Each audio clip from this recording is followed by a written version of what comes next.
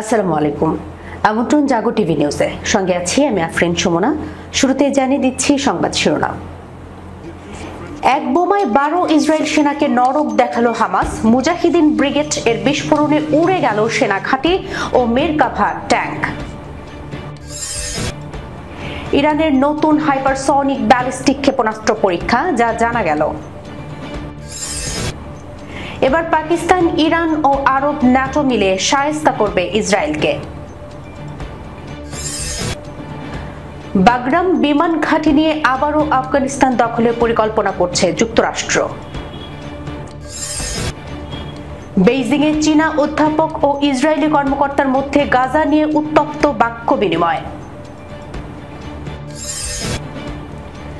এরদোয়ানকে খলিফা ওমর রাদিয়াল্লাহু আনহুর সঙ্গে খ্রিস্টানদের চুক্তিপত্রের প্রতিলিপি উপহার দিলেন জেরুজালেমের পাদ্রী। ভারতীয় রাষ্ট্রীয় প্রতিষ্ঠানগুলি হিন্দুত্ববাদী চরমপন্থী আদর্শে প্রভাবিত দাবি করে যা বলছে পাকিস্তান সেনাবাহিনী। দর্শক, শিরোনাম শুনছিলেন, এবার জানিয়ে দিচ্ছি বিস্তারিত। এক বোমায় 12 মিসাইল সেনাকে নরক দেখালো হামাস। মুজাহিদিন ব্রিগেড এর বিস্ফোরণে উড়ে গেল সেনাঘাঁটি ও মেরকাভা ট্যাঙ্ক। গাজার প্রভাতে হঠাৎই নীরবতা ভেঙে এক ভয়াল বিস্ফোরণে কেঁপে উঠল পুরো শহর। এই দৃশ্য যেন যুদ্ধক্ষেত্রের এক জীবন্ত উপাখ্যান। ইসরায়েল ভেবেছিল গাজার শহরে তারা এক অপরাজেয় শক্তি নিয়ে ঢুকেছে, কিন্তু প্রতিদিনের হামলা ও প্রতিরোধ প্রমাণ করছে যে দখলদারদের জন্য প্রতিটি গলি, প্রতিটি রাস্তা এবং প্রতিটি ধ্বংসস্তূপ হয়ে উঠতে পারে এক মৃত্যু ফাঁদ। মুহূর্তের মধ্যেই ধোঁয়ায় ছেয়ে গেল চারপাশ আর বদলে গেল যুদ্ধক্ষেত্রের দৃশ্যপট। ইসরায়েলি সেনাদের একটি দল ভেবেছিল তারা এক নিরাপদ এলাকায় অবস্থান করছে, কিন্তু সেদিন ভাগ্যের নির্মম খেলায় তারা প্রতিরোধ যোদ্ধাদের নিশানায় পরিণত হয়। ইসরায়েলি গণমাধ্যম নিজেরাই পরে স্বীকার করেছে যে এই অভিযানে হতাহত হয়েছে, অর্থাৎ একটি একক প্রতিরোধ অভিযানে মোট 12 জন ইসরায়েলি সেনার প্রাণহানি বা ক্ষতি হলো। লক্ষ্যবস্তু ছিল একটি সামরিক হামার, যা বিস্ফোরণের মুহূর্তেই ছিন্ন ভিন্ন হয়ে পড়ে। ইসরায়েলি সংবাদ মাধ্যম ঘটনাটিকে অত্যন্ত কঠিন ও ভয়ঙ্কর পরিস্থিতি হিসেবে বর্ণনা করেছে।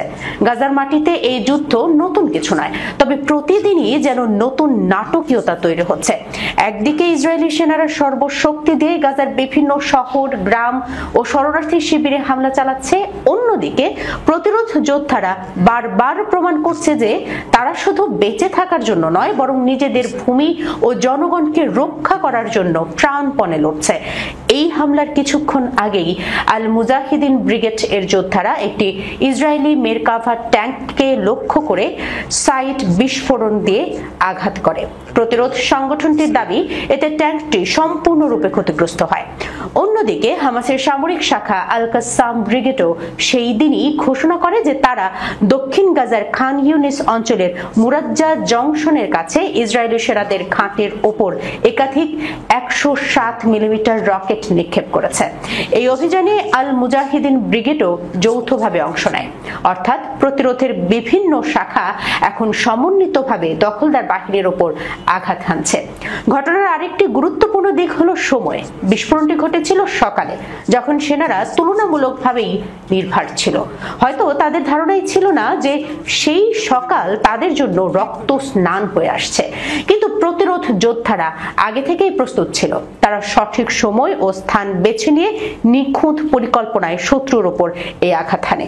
গাজার আকাশে প্রতিদিন বোমার গর্জন, রাস্তায় ছড়িয়ে থাকা ধ্বংসস্তূপ আর হাসপাতালে আহতদের হাহাকারের মাঝেই জন্ম নিচ্ছে প্রতিটি নতুন প্রতিরোধ অভিযান।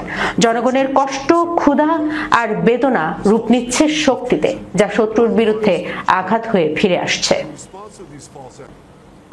ইরানের রাজধানী তেহরানের কাছে সন্দেহভাজন হাইপারসনিক ব্যালিস্টিক ক্ষেপণাস্ত্র ব্যবহার পরীক্ষা চালিয়েছে Islamic Revolutionary Guard Corps IRGC। বৃহস্পতিবার স্থানীয় সময় সন্ধ্যায় এই ক্ষেপণাস্ত্র পরীক্ষা চালানো হয় বলে খবর দিয়েছে IRGCর সাথে সংশ্লিষ্ট মিডিয়া আউটলেটগুলো। তবে ক্ষেপণাস্ত্র ব্যবস্থা পরীক্ষার বিষয়টি ইরানি কর্তৃপক্ষের কাছে স্বাধীনভাবে যাচাই করা হয়নি। মিয়ামি হেরাল্ডের এক প্রতিবেদনে বলা হয়, ইরানের বিভিন্ন প্রদেশে দৃশ্যমান এই কার্যকলাপের ছবি ও ভিডিও সামাজিক যোগাযোগ মাধ্যমে পোস্ট করা হয়েছে, যেখানে রাতের আকাশে আলোর রেখা দেখা যাচ্ছে। নিউজউইক এই বিষয়ে মন্তব্যের জন্য মার্কিন পররাষ্ট্র দপ্তর এবং ইরানের পররাষ্ট্র মন্ত্রণালয়ের সাথে যোগাযোগ করেছে। এই ক্ষেপণাস্ত্র পরীক্ষা এমন এক সময়ে করা হলো যখন জুন মাসে 12 দিনের যুদ্ধের পর ইসরায়েল এবং মার্কিন যুক্তরাষ্ট্র ইরানের পারমাণবিক কর্মসূচির সাথে যুক্ত স্থানগুলোতে সমন্বিত হামলা চালায়। ইসরায়েল দাবি করে তারা ইরানের ক্ষেপণাস্ত্র ও পারমাণবিক সক্ষমতার কিছু অংশ ধ্বংস করেছে।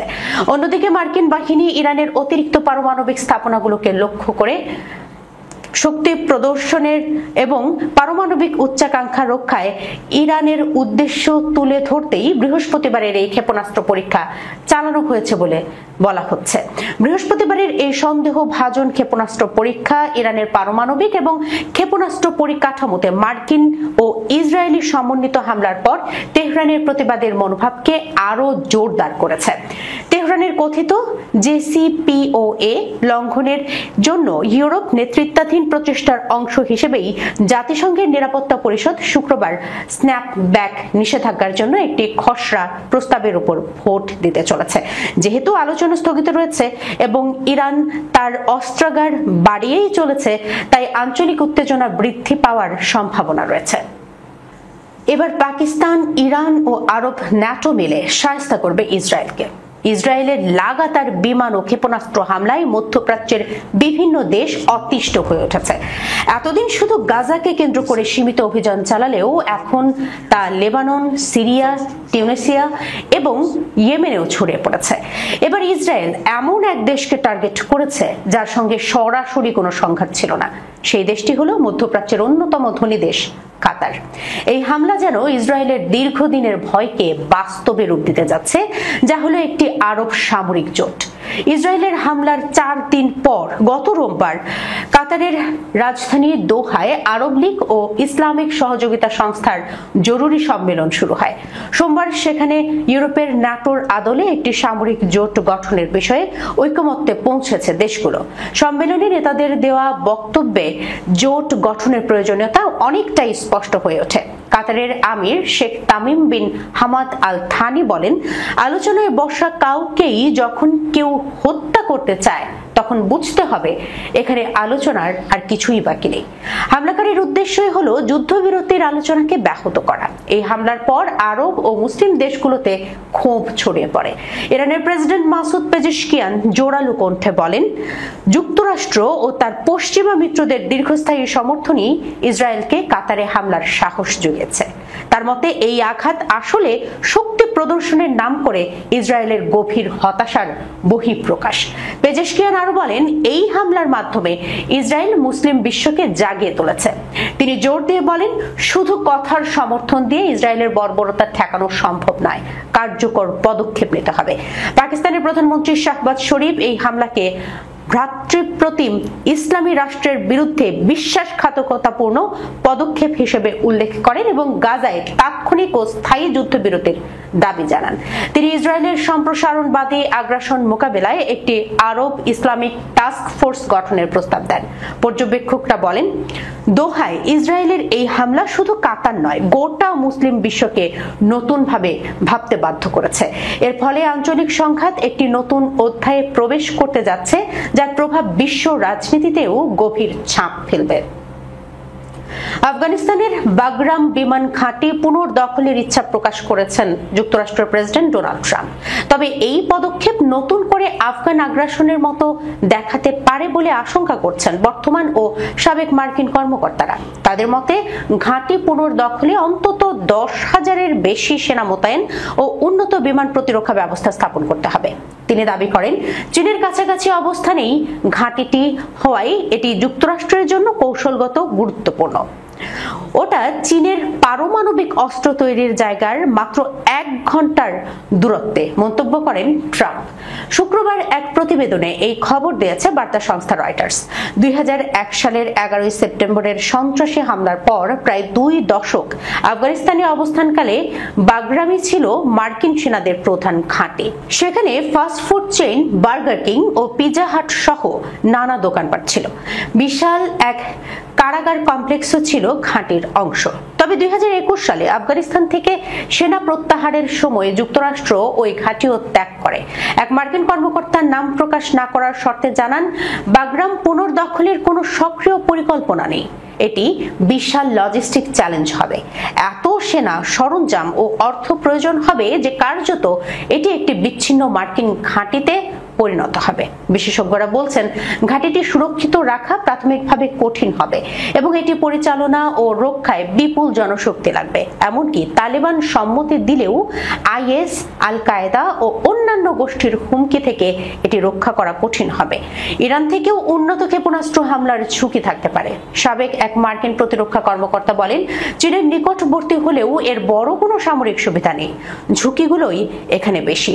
2020 সালে তালেবানের সঙ্গে যুক্তরাষ্ট্রের যে চুক্তি হয়েছিল সেখানে সব আন্তর্জাতিক সেনা প্রত্যাহারের অঙ্গীকার ছিল, অথচ এখন ট্রাম্প বাইডেনকে দোষারোপ করে বলছেন ঘাঁটিটি ধরে রাখা উচিত ছিল। এদিকে গত সপ্তাহান্তে মার্কিন কর্মকর্তারা কাবুলে তালেবান সরকারের সঙ্গে আলোচনায় বসেন, সেখানে আটকে থাকা মার্কিনীদের মুক্তির বিষয়ে। আলোচনায় অংশ নেন ট্রাম্প প্রশাসনের সাবেক বিশেষ দূত জালমে খালিলজাদ এবং বিশেষ প্রতিনিধি অ্যাডাম বয়লার। বেইজিংয়ে চীনা অধ্যাপক ও ইসরায়েলি কর্মকর্তার মধ্যে গাজা নিয়ে উত্তপ্ত বাক্য বিনিময়। গাজায় চলমান ইসরায়েলি আগ্রাসনকে কেন্দ্র করে চীনের খ্যাতনামা আন্তর্জাতিক সম্পর্ক বিশেষজ্ঞ ইয়ান শুয়েতং ও ইসরায়েলের এক সামরিক কর্মকর্তার মধ্যে উত্তপ্ত বিতর্কের একটি ভিডিও সামাজিক যোগাযোগ মাধ্যমে ভাইরাল হয়েছে। বেইজিংয়ে শিয়াংশান ফোরামে এই তর্ক বিতর্ক হয়। হংকং থেকে প্রকাশিত ইংরেজি দৈনিক সাউথ চায়না মর্নিং পোস্টের প্রতিবেদন থেকে এই তথ্য জানা গেছে। চীনের বিখ্যাত সিংহুয়া বিশ্ববিদ্যালয়ের আন্তর্জাতিক সম্পর্ক ইনস্টিটিউটের ডিন ইয়ান শুয়েতংকে দেখা যায় ইসরায়েলি দূতাবাসের সামরিক অ্যাটাশে এলাদ শোশানের সঙ্গে তর্ক করতে। শোশান দাবি করেন, যুদ্ধের কারণ হলো সন্ত্রাসী সংগঠন হামাস এখনো আমাদের জিম্মিদের ধরে রেখেছে। জবাবে ইয়ান শুয়েতং বলেন, আপনাদের সেনাদের সন্ত্রাসীদের দিকে গুলি চালানো উচিত ছিল, শিশু নয়, নারী নয়। যখন আপনারা নারী শিশুদের গুলি করলেন তখনই সেই কারণ দেখিয়ে কোনো সামরিক পদক্ষেপ নেওয়ার নৈতিক বৈধতা হারালেন। তিনি তুলনা টানেন ব্যাংক ডাকাতের সঙ্গে। প্রশ্ন তোলেন, অপরাধীদের ধরতে গিয়ে কি পুলিশ ব্যাংকের কর্মী বা গ্রাহকদের গুলি করতে পারে? ইসরায়েলের হাতে গাজায় 70,000-এর বেশি সাধারণ মানুষ নিহত হয়েছে। এই তথ্য এলাদ শোশান অস্বীকার করেন। ভিডিওতে তাকে বলতে শোনা যায়, আমরা সব সময় চেষ্টা করি যাতে সাধারণ মানুষ ক্ষতিগ্রস্ত না হয়। ইয়ান শুয়েতং পাল্টা জবাব দেন, তথ্য আপনি নির্ধারণ করবেন না, আন্তর্জাতিক সম্প্রদায়ই সেটা নির্ধারণ করবে। এই ঘটনার পর গত সোমবার ইসরায়েলের প্রধানমন্ত্রী বেনিয়ামিন নেতানিয়াহু চীনের বিরুদ্ধে ইসরায়েল বিরোধী প্রচারণার অভিযোগ আনেন। তিনি বলেন, অনলাইনে ইসরায়েলকে অবরুদ্ধ করার চেষ্টা করছে চীন ও কাতার। ইস্তানবুলের দোলমা বাহচে প্রাসাদে গত রোববার এক বৈঠকে তুরস্কের প্রেসিডেন্ট রিসেপ তাইপ এরদোয়ানের হাতে এক বিশেষ উপহার তুলে দেন জেরুজালেমের গ্রিক অর্থোডক্স পাদ্রী থিওফিলোস জিয়ানোপোলোস। তিনি ইসলামের দ্বিতীয় খলিফা হযরত ওমর রাদিয়াল্লাহু আনহু কর্তৃক 638 সালে জেরুজালেম দখলের পর খ্রিস্টানদের দেয়া চুক্তিপত্রের প্রতিলিপি ফ্রেমে বাঁধিয়ে এরদোয়ানকে উপহার দেন। তুরস্কের রাষ্ট্র পরিচালিত সংবাদ সংস্থা আনাদোলু এজেন্সির প্রতিবেদনে বলা হয়েছে, এরদোয়ান ইস্তানবুলে প্রেসিডেন্ট কার্যালয়ে জিয়ানোপোলোসকে আতিথ্য দেন। বৈঠকে গাজায় ইসরায়েলের হামলা, জেরুজালেমের পবিত্র স্থানগুলোর নিরাপত্তা ও নানা ধর্মের মানুষের সহাবস্থানের বিষয় নিয়ে আলোচনা হয়। আলোচনায় উপস্থিত ছিলেন তুরস্কের পররাষ্ট্রমন্ত্রী হাকান ফিদান, যোগাযোগ পরিচালক বুরহানেত্তিন দুরান এবং প্রেসিডেন্টের উপদেষ্টা আকিভ চাগাতাই কিলিচ। ইতিহাস থেকে জানা যায়, ওমর রাদিয়াল্লাহু আনহু এর দেওয়া ওই চুক্তিপত্রে খ্রিস্টানদের নিরাপত্তা ও তাদের পবিত্র উপাসনালয়, বিশেষ করে জেরুজালেমের চার্চ অব দ্য হোলি সেপালকার এবং বেথলেহেমের ন্যাটিভিটি ভ্যাসিলিকা সুরক্ষার নিশ্চয়তা দেওয়া হয়েছিল।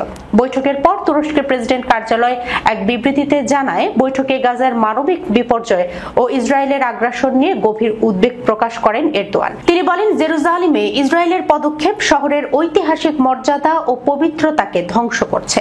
মুসলিম, খ্রিস্টান ও ইহুদিদের সহাবস্থানের ঐতিহ্য সরাসরি হুমকির মুখে ফেলেছে। এরদোয়ান আরও উল্লেখ করেন, নেতানিয়াহু এক ভয়াবহ গণহত্যার নকশাকারী। কাতারের বিরুদ্ধে সাম্প্রতিক আক্রমণ দেখিয়েছে তার শক্তির প্রতি কোনো দায়বদ্ধতা নেই। ইসরায়েল এখন মসজিদ ও চার্চ কোনো কিছুকেই রেহাই দিচ্ছে না। তিনি আশা প্রকাশ করেন, মুসলিম ও খ্রিস্টান ঐতিহ্যবাহী স্থানগুলোর সুরক্ষায় ঘনিষ্ঠ যোগাযোগ বজায় রাখা হবে। ভারতীয় রাষ্ট্রীয় প্রতিষ্ঠানগুলি হিন্দুত্ববাদী চরমপন্থী আদর্শে প্রভাবিত, এমন দাবি করে বিবৃতি দিয়েছে পাকিস্তান সেনাবাহিনী। পাকিস্তান সেনাবাহিনীর গণসংযোগ অধিদপ্তর ISPR এর মহাপরিচালক লেফটেন্যান্ট জেনারেল আহমেদ শরীফ চৌধুরী বলেছেন, ভারতের রাষ্ট্রীয় প্রতিষ্ঠানগুলো, বিশেষ করে সেনাবাহিনী, চরমপন্থী রাজনৈতিক মতাদর্শে চালিত হচ্ছে। শুক্রবার 19 সেপ্টেম্বর এক প্রতিবেদনে এই খবর দিয়েছে জিও নিউজ। সম্প্রতি এক জার্মান সংবাদ মাধ্যমকে দেওয়া সাক্ষাৎকারে তিনি বলেন, পাকিস্তান ভারতের চলমান বিরোধের মূল কারণ কাশ্মীর সমস্যা। ভারতের রাষ্ট্র সমর্থিত সন্ত্রাসবাদ ও হিন্দুত্ববাদী উগ্র চিন্তাধারার উত্থান। আন্তর্জাতিক সম্প্রদায়ের প্রতি আহ্বান জানিয়ে তিনি বলেন, ভারতের অহংকার ও অযৌক্তিক কৌশল মেনে নেওয়া উচিত নয়। যুক্তরাষ্ট্র সহ বৈশ্বিক শক্তিগুলিকে অবশ্যই হস্তক্ষেপ করে সমস্যার সমাধান করতে হবে। পাকিস্তান ISPR প্রধানের দাবি, পাকিস্তানে বিদ্রোহ নয়, বরং নিখুঁত সন্ত্রাস চালানো হচ্ছে। তিনি বলেন, বেলুচিস্তান হোক বা খাইবার পাখতুনখোয়া, সব জায়গায় ঘটনার পেছনে ভারতের মদত স্পষ্ট। 2009 থেকে 2023 পর্যন্ত পাকিস্তান অন্তত 6টি ডসিয়ার আন্তর্জাতিক মহলে পেশ করেছে, যাতে ভারতের সম্পৃক্ততার প্রমাণ রয়েছে। চলতি বছর পাকিস্তান জুড়ে প্রায় 47,900 গোয়েন্দা অভিযানে 1000-এর বেশি সন্ত্রাসী নিহত হয়েছে এবং 762 জন প্রাণ হারিয়েছেন, যার মধ্যে প্রায় 300 সাধারণ নাগরিক। দর্শক, এই ছিল এখনকার মতো জাগো টিভি নিউজে। যাবার আগে সংবাদ শিরোনামগুলো জানিয়ে দিচ্ছি আরো একবার। এক বোমায় 12 ইসরায়েল সেনাকে নরক দেখালো হামাস। মুজাহিদিন ব্রিগেড এর বিস্ফোরণে উড়ে গেল সেনা ঘাঁটি ও মেরকাভা ট্যাঙ্ক। ইরানের নতুন হাইপারসনিক ব্যালিস্টিক ক্ষেপণাস্ত্র পরীক্ষা, যা জানা গেল। এবার পাকিস্তান, ইরান ও আরব ন্যাটো মিলে শায়েস্তা করবে ইসরায়েলকে। বাগরাম বিমান ঘাঁটি নিয়ে আবারও আফগানিস্তান দখলের পরিকল্পনা করছে যুক্তরাষ্ট্র। বেইজিংয়ে চীনা অধ্যাপক ও ইসরায়েলি কর্মকর্তার মধ্যে গাজা নিয়ে উত্তপ্ত বাক্য বিনিময়। এরদোয়ানকে খলিফা ওমর রাদিয়াল্লাহু আনহুর সঙ্গে খ্রিস্টানদের চুক্তিপত্রের প্রতিলিপি উপহার দিলেন জেরুজালেমের পাদ্রী। ভারতীয় রাষ্ট্রীয় প্রতিষ্ঠানগুলি হিন্দুত্ববাদী চরমপন্থী আদর্শে প্রভাবিত, দাবি করে যা বলছে পাকিস্তান সেনাবাহিনী। এখনকার মতো এই পর্যন্তই। এতক্ষণ পর্যন্ত যারা সঙ্গে ছিলেন সবাইকে অসংখ্য ধন্যবাদ। আল্লাহ হাফেজ।